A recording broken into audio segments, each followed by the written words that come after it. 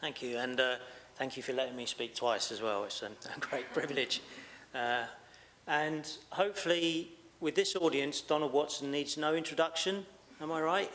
Yes? No one's going to admit to not knowing who he is, I guess, if anyone doesn't. So here he is in the Lake District. And I should also mention that my partner, Kate Stewart, is very much involved in this project as well, and unfortunately she wasn't able to be with us today. So what we're going to talk about, myself and Melda, is I'm going to start off with a recap of the project to date, because it has been going for quite a long time and a lot longer than we originally thought it would when we started, I must admit. Talking about what this project involves, what is the archive that the project title refers to, and just to point you towards some of the things we've produced so far from the work that we've conducted, which is still very much work in progress. Then I'm going to hand over to Melda, who has joined the project team recently and is continuing the work in progress that we began with Iris Cran a couple of years ago as our previous researcher. Some of the latest findings we've uncovered, or Melda's uncovered, from the new parts of the archive we've been looking at. And then we're going to talk about, together, we're going to talk about the next steps, what we see as the future of this project. And very excitingly, I hope, I'm going to mention a funded PhD at the Open University, which I'm really hoping you can all help us to promote when the advert goes live imminently. So that will be for the end. So far, what have we been doing? So that's Kate and me, obviously, and Iris, our previous researcher, up in Sandburn in Keswick, Donald Watson's former family home, which, so Donald passed away in 2005, and his son-in-law, Tony Hazard, still lives in Sandburn and ran it as a guest house for a number of years, and he kindly hosted us and facilitated access to the archive. That is Tony there, smiling with the beard at the unveiling of a plaque on Donald Watson's former primary school in Mexborough, South Yorkshire, a few years ago, with other members of the Watson family. And I do want to, this would, I'm sure, embarrass him, but I do want to really sincerely thank Tony for all of his help. Without him, none of this would have been possible. He is the heir of the material, the letters and diaries and other documents that Don accumulated through his life. So without him, we wouldn't have had access to this as researchers. So he's been absolutely pivotal. And I'd like to think we've become friends over the long years of this project to date. And Tony is like a fantastic guy, one of the nicest people I've ever met. And as you've already heard, we also have to thank our funders. So initially, the Culture and Animals Foundation provided some funding to get us going with the project a number of years ago, which was really, really crucial. So again, we couldn't have done anything without them. And then more recently, the Open University, where I work, has been providing funding to enable us to keep going. Sadly, not a blank check, so I have to keep going back and reapplying as we find more stuff. But they've been fantastic in enabling us to do this and to pay our researchers. So this really has been an iterative process. So I can't even remember when this first started. I'm going to say probably about 8 years ago or so. And also have to thank Barry Q, who's a former editor of the Vegan magazine, who helped put me in touch with Tony indirectly, that led to the start of this whole thing, just with the idea that there might be things that, I call him Don because that's how he was known in the family, but I should say Donald in this more formal saying. Things that Donald might have left behind that might be of interest to the vegan movement. So this process began with me writing to Tony and beginning this kind of long process of building trust. So he had to get to know me and Kate quite well, I think, before he was comfortable allowing us to have access to the full range of materials that he had, and certainly to start taking stuff away from Sandburn so that we could study it better, more easily. And that's absolutely fair enough, because I think Tony has felt a great duty of responsibility to Donald's memory and his legacy. And that's just part of the the nature of doing this kind of archival work when you're working with family that's been really fascinating, eye-opening, unpredictable from the beginning. So when we first started this, I was super excited to uncover that there was this great cache of letters and documents and so forth, and excitedly was telling lots of people about it, some of whom are in this room, and saying, oh yeah, within a year or two we're going to publish stuff and it's all going to be digitised and available, and here I am 8 years later, we're still going, still haven't finished. That's just the nature of it. So I'm going to stop apologising for that. That's just how it is. I felt really bad about it for the longest time, but there we are. So as I said, the first stage of the digitisation of this archive, have I said what it is yet? Oh no, that's the next slide, sorry. Was carried out by Iris, so we were able to employ her with this funding from CAF and the OU. So that involved basically transcribing a lot of handwritten documents and into a Word template that we can eventually make available through the Open University's online data repository. So it's in the course of being uploaded. A lot of it has been uploaded, but it's not yet publicly accessible. So we want to wait till we've completed everything before we make it available. So eventually, this archive will be there for everyone in this room, anyone else who's interested, to do your own research with it. Okay, so what is the archive? Well, a great deal of stuff, and more than we thought at the beginning. So two of the most exciting things are, I think the best way to describe them is nature diaries. So these were diaries that Donald Watson made in 1927 and 1929 for the entire calendar year.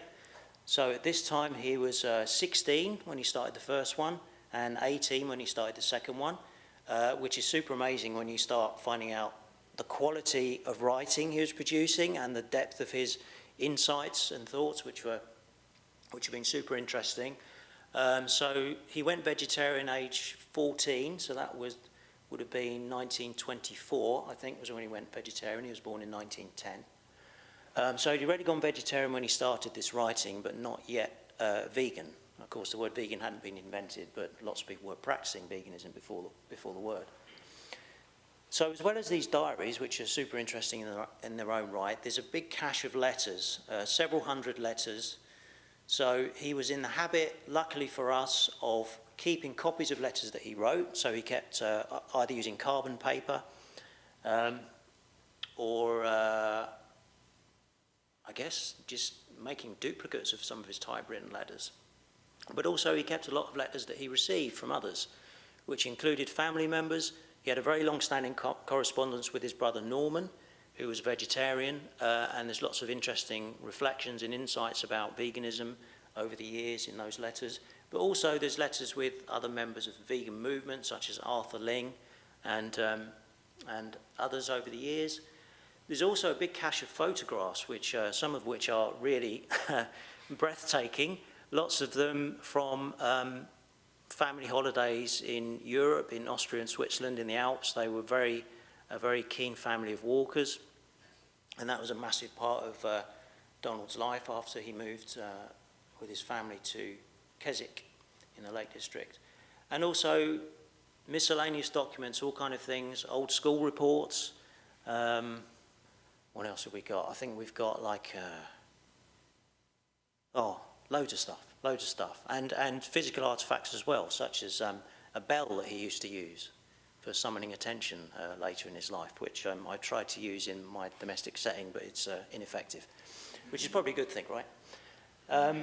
And one of the things that we found out from the archive in a personal handwritten letter was Donald's recollection of the invention of the word vegan on a night out in the Palais de Danse in Leicester with his future wife Dorothy, then Dorothy Morgan, recounting this story, which is now commemorated on this heritage plaque or panel in Leicester.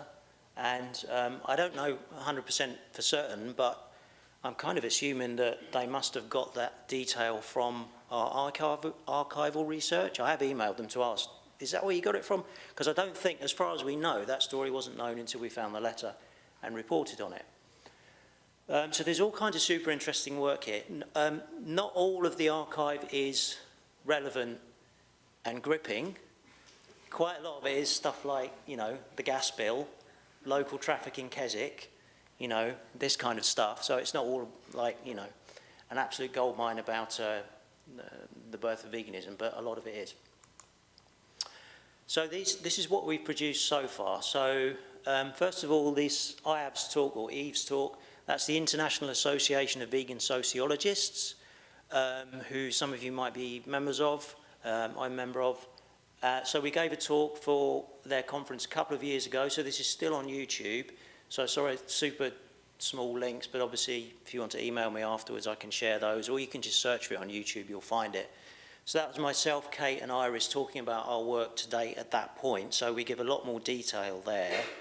And Iris talks through the kind of the actual practical issues involved in transcribing this work in quite a lot of detail.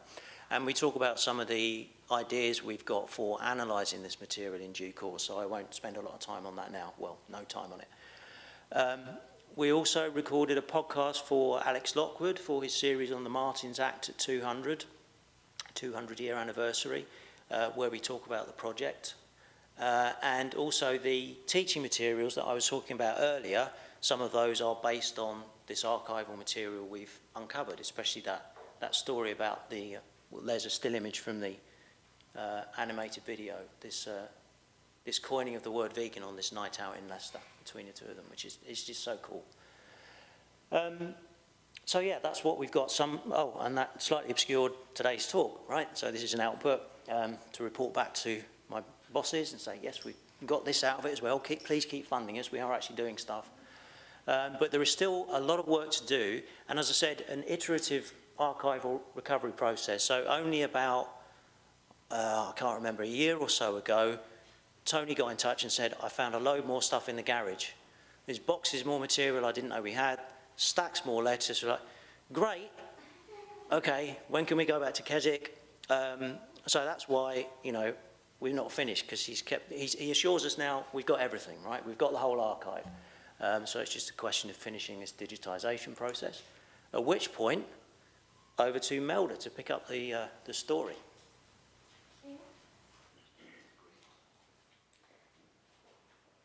Hi all.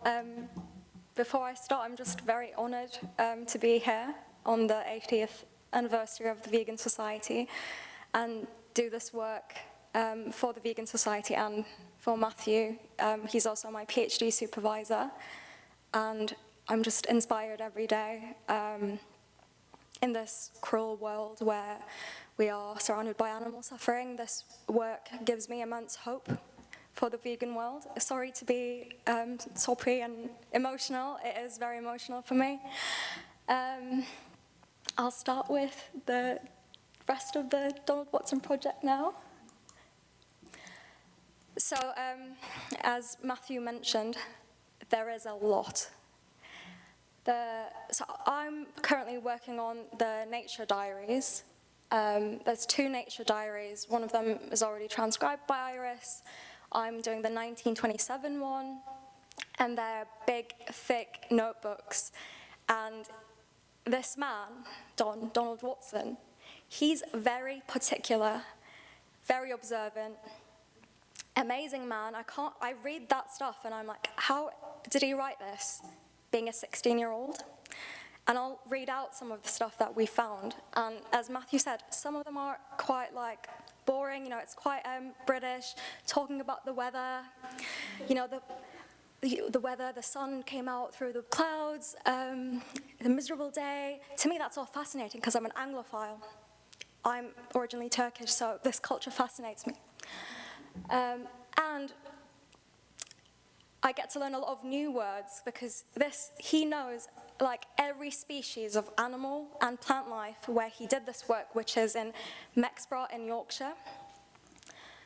So where am I going with this? The purpose of this project is that hopefully we'll have loads of scholarly research, publications, books, and to give it to the public.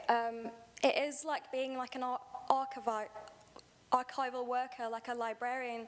We get to archive and digitize everything to conserve the legacy and the memory of Donald Watson and the vegan ideology. Also the photographs, I'm quite fascinated by. I love photography. He was also an amazing photographer, and I don't think a lot of people know about that. Just considering the time, like the photographs, and we've not included a lot about watch this space, you'll see he's amazing. And I have only just started working on this project since mid-June, so it's quite new. The transcription process is quite manual at this stage. We are looking to make it faster, but as you can imagine, it's all cursive handwriting, so a machine can't read that. And he's crossed out a lot of the things, and there is just a lot of writing. So it is line-by-line transcription into my laptop, and the work also includes the scanning of these diaries. So a lot of them are not scanned, and Matthew and Kate have helped me scan the diaries and the photographs. The next step is editing. So after familiarizing myself with Dawn's handwriting and line-by-line transcription, it comes down to edits and making sure that all the spelling and grammar is preserved. And then consulting with experts, Matthew and Kate, if there's anything that's illegible, if there's anything that is fascinating, I write that down and say, Matthew, read this is fascinating. And there are a lot of fascinating stuff. Not everything is boring, you'll see. And then the last step is archiving it in making it all make sense, labeling all the documents, writing the word counts, all admin boring stuff. But the exciting bit, these are just 2 photos. So this is Donald Watson's handwriting, and for a 16-year-old boy, I think it's quite good. And sometimes with his pen running out, and obviously these documents are very old, it is a bit hard to read, but mostly it looks like this. And you will see what I mean by calling Donald Watson very particular. At the end of these diaries, he's indexed them animal by animal, and also date by date. I don't know if people on the back can read it, but for example, he mentions, January 18th, a song thrush sings. He's picked up the most memorable bits of his day and wrote it all at the end of the diary, 365 days. I think that's remarkable. And also, he recognizes some of the same animals and mentions them, so that was quite funny to read as well. He mentions quite a lot of the same animals, for example. So like bat, bat, bat, and then references to what date he's seen that animal. So far, these are just sneak peeks, some bits that I've found quite amusing and shared with Matthew I'd like to share with you as well. So this is about a gander that he's observed in one of his outings in Mexborough. Nearly all ganders are cowards, and when turned upon will go away, but not so is this bold bird. Once a man came into the shop with a dog. He was telling us all about that this dog could do and how many fights it had won. When the man and the dog were ready for going, they opened the door, but the geese and ganders, which numbered more than a dozen, were there. The bald gander and I have been writing about saw the dog and rushed out from the other birds. It ran with its outstretched neck towards the dog, which was slightly crouched and growling. The gander continued to run until its beak was only 2 or 3 inches from the dog's face, and then, luckily for itself, the dog darted from a side and jumped over the wall. What a loud gabble suddenly went up from all the other geese, and I am sure they would have clapped if they could.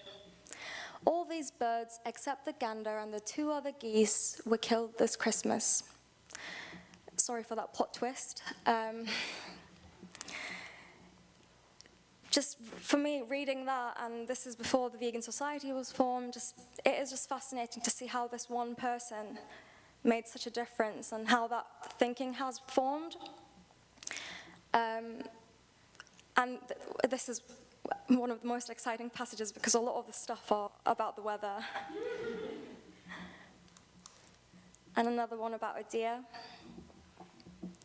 We now were at Cusworth Path, and we looked over the wall to see if the herd of deer were about. We could see no deer, but I could see two animals nearly 200 yards away. The largest and dark-colored one was looking towards us. It began to walk towards us, and the other one, which was a brown color, followed. This was just what we wished them to do, as we wanted to have a close look at the animals. It continued to walk towards us until it was scarcely 10 yards from the wall, which we were looking over. Then it stopped. Its large eyes stared at us straight in the face, and we had a fine picture before us. Suddenly, its head rose, and it gave one loud, prolonged, harsh moo, which echoed and reached through all the woods around. As soon as the echo had ceased to ring, the animal gave another moo of the same kind, and this in the same way was followed by another. The sheep which were grazing nearby in the park were all looking towards the animal, which evidently cared nothing about us going to visit it. After a good look at us, the animal turned and slowly walked to its old grazing ground. Just this sense of awe that he had towards all animals and nature, it's just fascinating. So I'm obsessed with his work, but you just, when you read the diaries, you just see where it all comes from, how it all stems from his sense of awe at nature and the animals around him.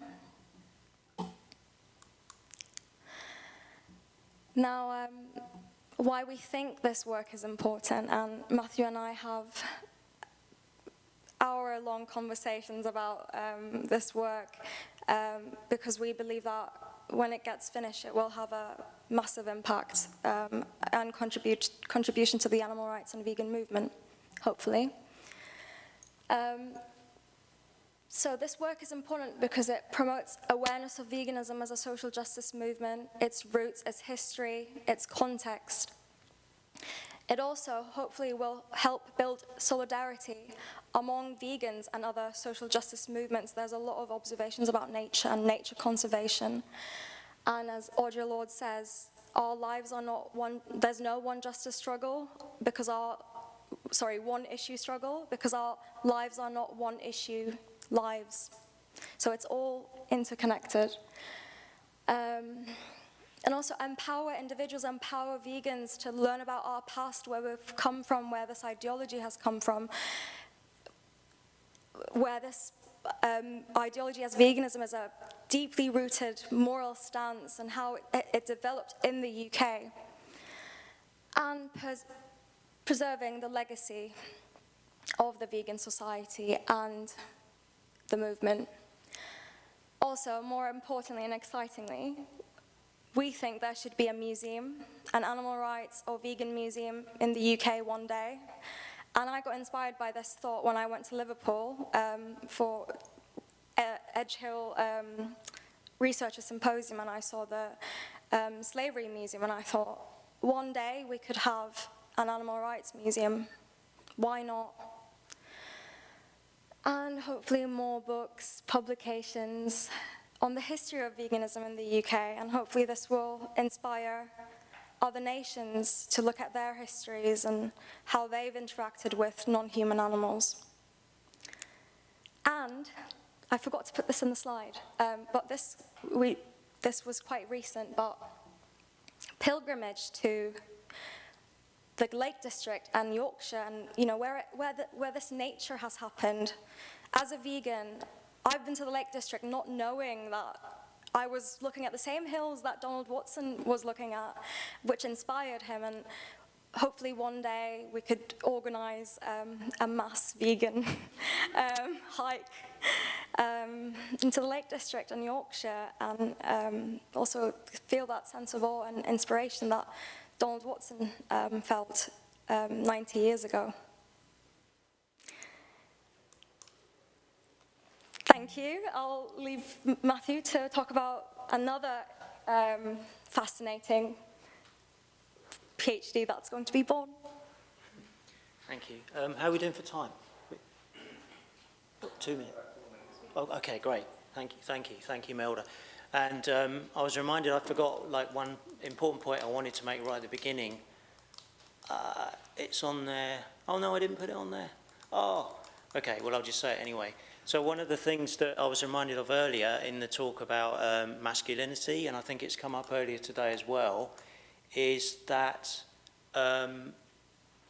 Donald himself was a humble man, and he was someone who didn't want to be kind of sanctified or beatified or heroized, but he was nonetheless proud of the role that he played and happy that it was that people started to take more of an interest in his early life and role in the movement towards the end of his own life, when he started to be interviewed. And indeed a bit earlier, when Barry Q invited him to write for the Vegan magazine again in the 1980s, he wrote a series of articles for the magazine reflecting back on the early movement.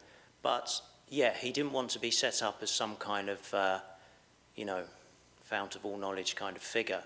So balancing that tension is something we've always been mindful of in the project. So we want to honour his work and make sure it gets respected and remembered and all the rest of it, but at the same time resist setting him up as some kind of, this is the guru, this is the man again, another man. So yeah, I forgot to put that on the slide, but I think it's important to emphasise that. So part of the next steps, as well as, yes, we will pursue academic publication, we will pursue an edited collection collating Donald's writings, both his public, already published work in the Vegan magazine and elsewhere, with the sort of best bits from the private work, from the archive itself. That's something that's always been part of our ambition from day one.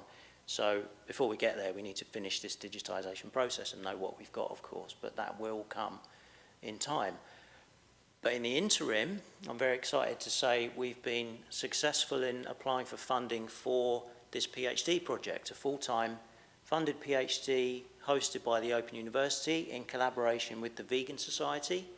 And this is the supervisory team that's been put together. So myself, Professor Caroline Clark, who's in the business school, but I think she would identify as really a sociologist who's ended up in a weird place, much like me. And Caroline is Melda's other supervisor at the moment as well. And Sam Calvert, who's here at the back today from the Vegan Society, who's been super helpful, together with Lorna, in helping us craft our proposal and get this whole project off the ground. So the idea of this particular type of PhD project is that it's very much a collaborative one between the host university and an external third sector partner, in this case the Vegan Society, so super exciting. So the advert is not quite live yet, or else I'd have been sharing it, but I've been told it should be available within about a couple of weeks. And when it does, hopefully we'll be able to send around an email to everyone, and I'd be ever so grateful if folks could promote it through your networks. You may well have students already who you think might potentially be interested.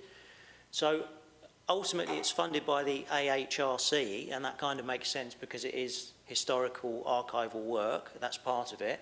But also we're hoping this has an interview element or some other qualitative research with current vegans who are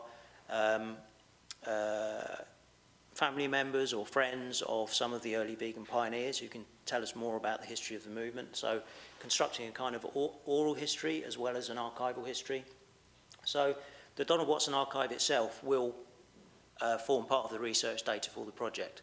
So the more of it we can get done before this PhD starts, the easier for that student, that future student. Maybe they'll still be doing some transcribing, who knows? But yeah, so the advert's about to go live, and students can apply up until I think the new year. Don't quote me on the timescales, it'll all be in the advert anyway, but it will start in October 2025. And yeah, just so thrilled that this has been funded and should go ahead as long as we get, some good applicants. I'm sure we will, but yeah, that's the hope. So I think that's it. Thank you very much.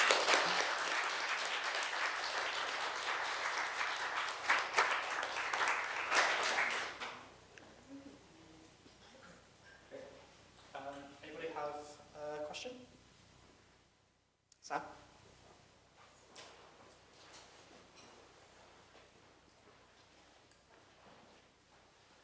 Thank you.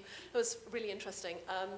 I just wanted to ask about the what I think of as the palais de danse theory. I think I can probably fill in the gap there, your question about where did that appear from. I've heard that story as having been told at the funeral of Donald Watson, that this idea that Donald and Dorothy at the palais de danse came up with the word vegan. In issue 3 of the Vegan News, though, Donald actually reports that the what I think of as the Henderson theory, that the Hendersons suggested the name All Vegan, and it seems as though, I know Donald was very keen on short names because he'd spent a lot of time typing out the word vegetarian as someone involved in the vegetarian movement, and everything, of course, was typed, so he was keen to have a short name, so it seems like he abridged it to vegan, and that sort of stuck, and he talks there about all the other options, that Sanivore, Beaumanger, Vitan. I'm particularly fond of Vitan, but that seems to me credible because that's his recollection at the time and he commits it to writing. I feel like these stories come later. Maybe he and Dorothy discussed the word all vegan and decided on the word vegan, but it seems to me that there must be some truth in that. Also, the Hendersons were London-based, and in London there was the Vega restaurant. It was well known at the time. People like Stafford Cripps ate there regularly, and they had escaped Germany, and they were very involved in a very well-known cookbook that went into many different reprints. So it seems like Vega was a word that would have been current in London in that period. So it all kind of hangs together for me, and it seems more credible. I just wondered what your thoughts were on that. Sorry, long. No, it's great. Thanks for, I've learned a lot from your question already. I think, I mean, this is one of the things that we'll maybe find out more as we complete the archival work, because we're, well, I don't want to say what percentage through it we are, but we've still got a lot to do, and there might be more. Yeah, I won't say it, no. You know, there might be things we've yet to find, but we were, when we found that letter, we were really struck by it, because it wasn't written for public consumption. This is just his recollection that he's sharing. In a personal letter, and because I've seen this, it's mentioned in a book by Carol Adams about the two of them co-creating the word vegan, but it didn't have that detail about the palais de danse and so forth. I can't remember the name of the book off the top of my head. It's something about being an older vegan. It's like a collection of critical. Is it a feminist collection? No, it was a different one. It was like. No. It's like a sort of, Carol's also done a lot of kind of lifestyle type things, like about going vegan rather than academic work, and it's in one of the... It's like how to stay vegan, or like it's a long title. Yeah. No, not that one. Well, that rings a bell. Anyway, we'll find out. It's not a well-known one. We'll find out, and I can tell you because it's on the shelf at home. But yeah. So lots more to do, and this is something the PhD could investigate potentially. But yeah, thanks. Thank you, Matthew. Thank you, Melda. Thank you. Thank you.